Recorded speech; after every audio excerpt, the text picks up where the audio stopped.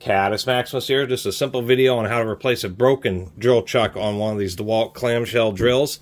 These have 1/2" 20 threads, so they're a little bit weird. You can't put a 1/2" chuck on them, because finding 3/8 chucks that have 1/2" threads on them is actually not the most common. You just want to be aware that it's not a 1/2" drill. On these more modern DeWalt drills, they don't have a lock screw down in there. Instead, they just torque the chuck on really tight, and so they can be difficult to remove.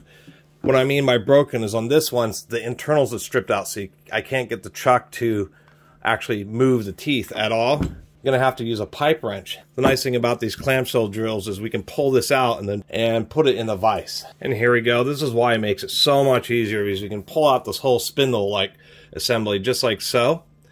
We're going to protect you. Want to use some pieces of wood, a rag folded over many, many times. You do not want to damage the gear teeth, which you will do if you vise this up without properly protecting them. Just going to use some heavy cardboard. I'm going to fold over a couple times. Don't worry about this artwork. It was laser engraved. I can make new copies. Another tip is to prevent it. If you're hitting this way, then it's going to cause it to want to roll into the vise. So the best thing is to try to get it into a position like so that you're going against the jaws.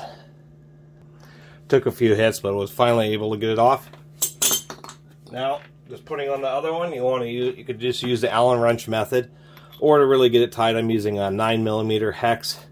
A 3/8 hex won't actually fit in a 3/8 truck because the distance across the tips of the hex are actually more than 3/8 of an inch.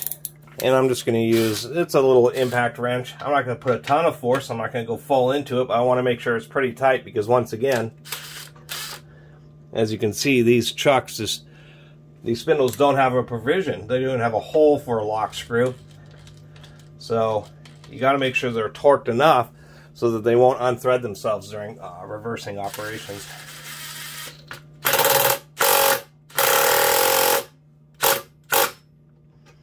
And reassemble and you're done.